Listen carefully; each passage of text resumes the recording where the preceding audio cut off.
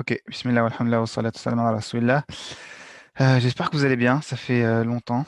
Ça fait plaisir de vous retrouver, surtout pour parler d'Allah et de son prophète, alayhi salatu salam. Et on va juste rappeler juste une règle simple. Si vous avez une question par rapport à ce que je suis en train de dire qui n'est pas compris, vous pouvez soit m'envoyer un message, soit lever la main. Et je vous donnerai la parole. Et si on a le temps à la fin et que vous avez des questions qui n'ont pas à voir, ben on en parlera à la fin, Inch'Allah. Et voilà, le cours il va durer une vingtaine de minutes maximum. C'est une bonne durée pour un cours comme ça à l'oral. Et comme je l'ai expliqué à vos parents, on va voir la vie du prophète, alayhi salatu wassalam, la biographie prophétique, ce qu'on appelle Sira. Sira, c'est la biographie.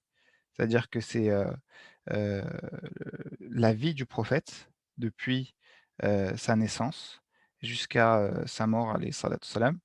Et, heu, et on va voir justement aujourd'hui, on va faire le cours introductif. Alors, il y aura peut-être une petite répétition pour ceux que j'ai eu en CM2 l'année dernière. On l'avait commencé brièvement.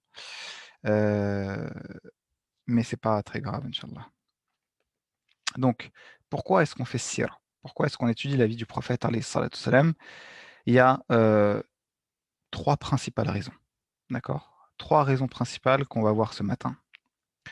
La première raison, c'est que de se rendre compte que le prophète sallallahu alayhi wa sallam, donc on se souvient quand on entend prophète, on dit sallallahu alayhi wa sallam, eh bien, il était pas juste quelqu'un de très intelligent, de très fort dans tout ce il faisait, parce qu'il a réussi à la fois à être un bon père, à être un bon mari, à être un bon chef, à être un bon serviteur d'Allah Azza wa Jal. Et donc on pourrait se dire que c'est un génie, et les génies ça existe. De tous ces temps et de toute époque, il y a eu des génies. Il y a eu des génies dans les sciences, il y a eu des génies en français, dans le sport, dans la musique, dans ce que vous voulez. Mais en fait, le prophète, quand on étudie sa vie, c'est pour se rendre compte que c'est pas possible que ce soit juste un génie. C'est pas possible parce que, eh bien, personne, à part lui, n'a réussi dans tous les domaines.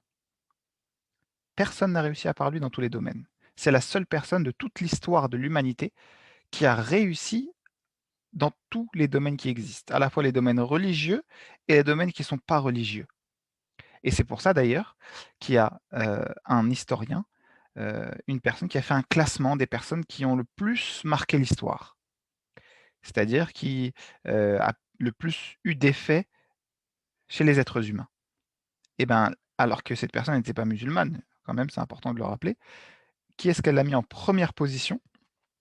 Eh bien, c'est le prophète Mohammed alayhi salatu wassalam. Elle a mis en première position le prophète Mohammed, et ça nous montre bien que, eh bien, c'est même si on n'est pas musulman, mais qu'on étudie un petit peu sa vie, eh bien, on se rendra compte que c'est quelqu'un d'extraordinaire. Et en plus, quand on est musulman, eh bien, ça nous fait prendre véritablement conscience que c'est Allah qui l'a choisi. Et d'ailleurs, une des plus grandes preuves qu'on peut voir aujourd'hui, eh bien, c'est qu'il y a presque 2 milliards de musulmans. C'est la plus grande communauté de la Terre. Alors que il y a quelques années, c'était la communauté chrétienne, mais les musulmans ont rattrapé en un petit peu moins de 1500 ans en termes de communauté. Et donc ça, c'est la première raison qui fait qu'on va étudier sa vie. C'est se rendre compte de tout ça. Se rendre compte à travers tous les exemples, avant qu'il soit prophète, pendant qu'il était prophète, avant qu'il soit marié, après qu'il soit marié, avant qu'il quitte la Mecque, après qu'il quitte la Mecque. Dans tous les moments de sa vie, ça a été quelqu'un d'extraordinaire. Est-ce qu'il y a des questions par rapport à cette première raison? S'il n'y a pas de questions, on passe à la deuxième raison qui fait que le prophète, alayhi salatu wassalam, on étudie sa vie. Eh bien, c'est pour s'inspirer de son comportement. Aïcha, une de ses épouses, disait du prophète sallallahu alayhi wa sallam que le prophète était un Coran ambulant. Ça veut dire que, eh bien, si on veut voir comment mettre en pratique le Coran, eh bien, il faut connaître la vie du prophète. Parce qu'il y en a beaucoup qui se trompent et qui pensent que si je fais que lire le Coran, ça va être suffisant. Non, le Coran, tu pourras pas le comprendre tout seul. Tu auras besoin de, heu, voir comment il a été mis en pratique par le prophète alayhi salatu wassalam. Et donc, on verra comment le prophète met en pratique toutes les sourates du Coran. Parce que, il faut savoir une chose, c'est que le prophète, eh bien, c'est le meilleur des êtres humains, comme on le reverra tout à l'heure. Mais le prophète sallallahu alayhi wa sallam, eh bien, il, il suivait les ordres d'Allah. C'est-à-dire qu'il ne faisait pas des choses tout seul. On pourrait se dire: «Bah, voilà, il suffit de suivre aussi le prophète». Non, l'être le plus important, évidemment, ça reste Allah azza wa jal. Et le prophète alayhi salatu wassalam, c'est l'élu d'Allah. Il a été choisi par Allah, Al-Mustafa. Al-Mustafa, ça signifie en arabe celui qui a été choisi. Il a été choisi par Allah pour mettre en pratique ce que Allah il voulait de lui. Et on verra comment aussi, eh bien, Allah, aux différents niveaux de la vie du prophète, Allah l'a purifié et l'a préservé et l'a guidé. Et aussi, on verra aussi que Allah Azza wa Jal, eh bien, a aussi prévenu le prophète pour que ce soit aussi un exemple pour nous de faire attention à certaines choses. Donc, c'est aussi pour ça qu'on voit la vie du prophète, alayhi salatu wassalam, c'est pour voir son comportement et connaître sa véritable place pour nous dans nos cœurs en tant que musulmans. Le prophète sallallahu alayhi wa sallam, c'était ni c'est ni le fils de Dieu, ni Dieu lui-même, contrairement à ce que disent, les chrétiens concernant Isa, concernant Jésus alayhi salam, qu'on considère aussi comme un prophète. Donc mais le prophète, c'est pas justement un Dieu, non, pas du tout. Ce serait très, très grave de dire ça. Même si pour nous, c'est le meilleur des êtres humains, eh bien, faut aussi donner la juste place et pas faire trop. Par contre, à l'opposé, ce qu'il faut faire attention aussi, c'est de se dire: «Ah bah, le prophète, c'est un être humain, donc c'est bon, il peut se tromper, donc on peut ne pas mettre, en pratique ce qu'il nous demande, on peut justement, voilà, c'est un être humain comme un autre, tout simplement». Et ben là, ça, c'est aussi une erreur. C'est que le prophète alayhi salam, on lui doit un respect particulier et par exemple, là, il est mort alayhi salam, mais à l'époque du prophète, quand il était vivant, eh bien, Allah a mis en garde les compagnons. لا ترفعوا أصواتكم بعد أعوذ بالله من الشيطان الرجيم لا ترفعوا أصواتكم فوق صوت النبي. Donc ça, c'est dans le Coran. N'élevez pas vos voix au-dessus des voix du prophète. Tellement, eh bien, on devait le respecter. Et les compagnons le respectaient énormément. Ils connaissaient la place du prophète à tel point que, eh bien, chaque chose qui venait du prophète avait une très grande importance pour eux. Tout était important. Ils voulaient vraiment passer du temps avec lui, ils voulaient s'inspirer de lui et bien sûr, ils lui obéissaient, et c'est ce qu'on verra incha'Allah. Et enfin, alors peut-être avant de passer au dernier point, est-ce que vous avez des questions par rapport à ça? Le fait que le prophète soit notre exemple et de connaître véritablement, la place qu'on doit lui donner? Pas de questions? Et du coup, le dernier point, et c'est peut-être le point le plus important, c'est en lien avec, un peu ce que je disais sur le fait de connaître sa place dans nos cœurs, mais c'est encore plus que ça, c'est d'aimer le prophète plus que tout être humain. Attention, j'ai dit plus que tout être humain, pas plus que tout, parce que celui que l'on doit aimer plus que tout, c'est Allah Azza wa Jal. Mais ensuite, parmi les êtres humains, celui qu'on doit aimer le plus, c'est le prophète alayhi salatu wassalam. C'est le prophète, pourquoi? Eh bien, d'abord, parce que c'est le prophète qui nous le demande. Le prophète nous dit alayhi salatu wassalam, en effet, et on sait qu'il ne parle pas sous l'effet de la passion, on sait que le prophète, il dit que la vérité. Et ce qu'il demande, eh bien, ça devient un ordre, la plupart du temps. Et il nous dit quoi? Il nous dit: «Personne parmi vous, c'est-à-dire personne parmi les musulmans, n'aura la foi, c'est-à-dire la croyance, c'est-à-dire on va dire le niveau de religion le plus haut, si il ne m'aime pas plus que tous les autres humains, c'est-à-dire s'il n'aime pas le prophète plus que tous les autres humains». Et il a donné des exemples. On doit aimer le prophète alayhi salam plus que sa famille, plus que ses parents, plus que ses enfants et plus que toute l'humanité. Et certains d'entre vous pourraient dire à ce moment-là: «Mais moi, j'aime trop mes parents, moi, j'aime trop ma famille». Beh, bien sûr, ça ne veut pas dire qu'on les aime pas, mais c'est aussi un amour différent, d'accord? C'est-à-dire que le prophète, c'est pas ton père, mais le prophète alayhi salatu wassalam, tu dois l'aimer d'un amour que, en fait, si quelqu'un, même de ta famille, te dit quelque chose et que le prophète te dit quelque chose d'autre, eh bien, c'est là où tu dois aimer plus le prophète.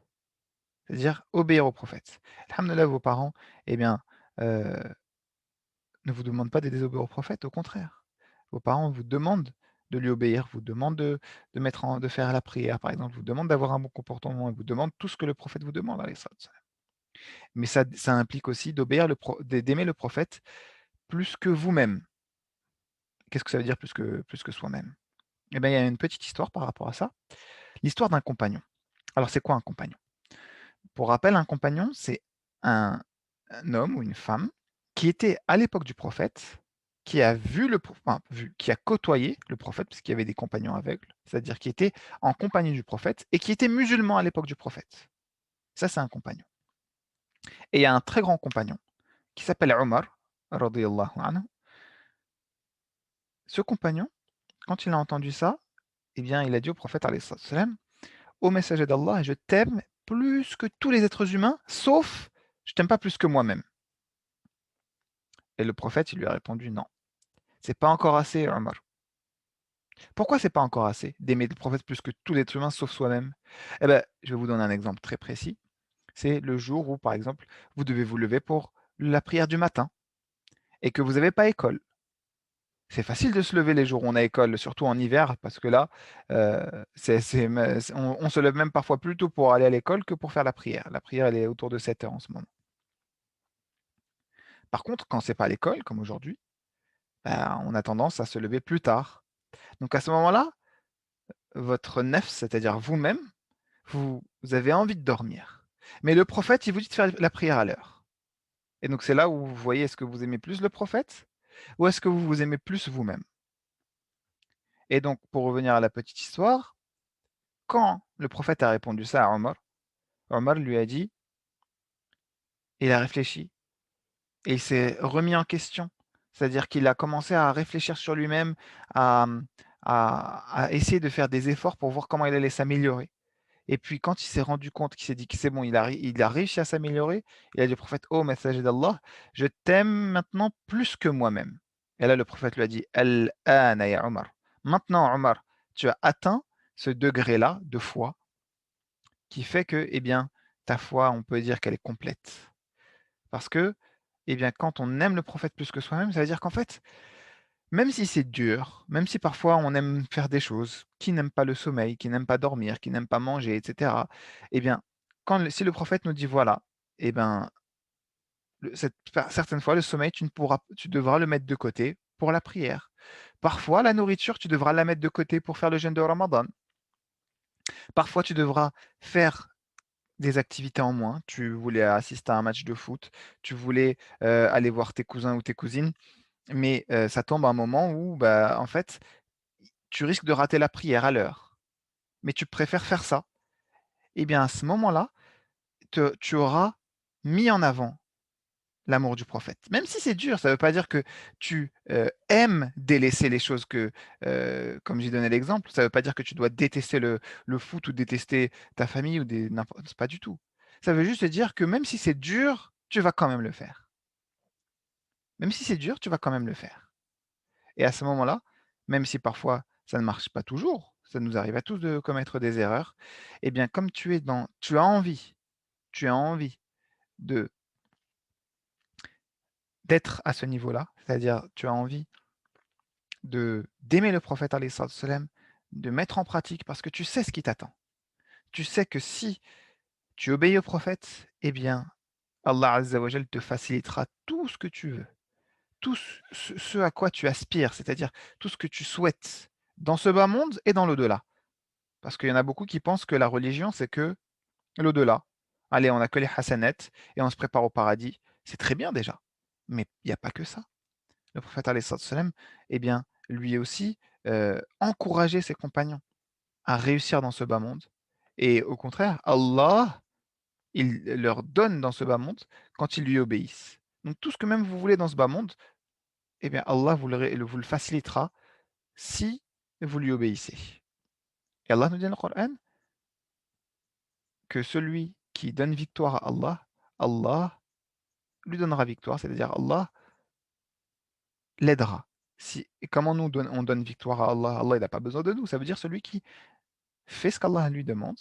Et l'une des choses les plus importantes qu'Allah vous demande, c'est déjà de faire la prière. De commencer à faire la prière si vous ne la faites pas. Et de la faire à l'heure si vous la faites. Et on reverra plus tard ce que c'est que l'heure. Mais déjà, vous avez tous, je pense, un calendrier à la maison. Un calendrier de prière.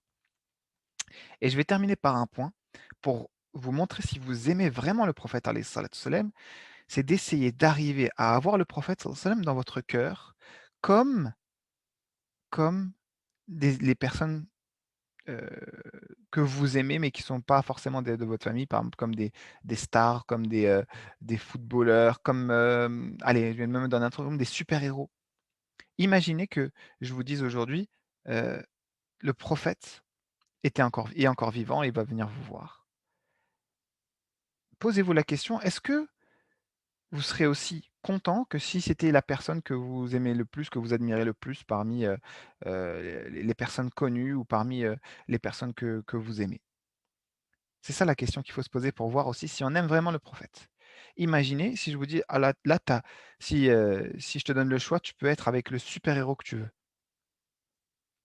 Est-ce que si je te dis tu peux être avec le prophète, ça te fera le même effet?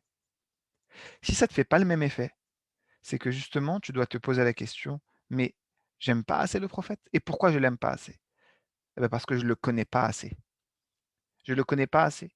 Et parce que le prophète, c'est lui le vrai super-héros en réalité. C'est lui qui avait quelque part des pouvoirs, qu'on pourrait appeler des miracles, et qui a réalisé des choses extraordinaires, comme on le verra tout au long de cette année, Inch'Allah Azza wa Jal. Qu'Allah nous facilite et qu'Allah nous fasse aimer le prophète alayhi salatu wassalam, plus que tout être humain. Dites Amin. Et s'il y a des questions, on a 5 minutes avant la fin, Inch'Allah. Si vous avez une question, vous levez la main et je vous donnerai la parole.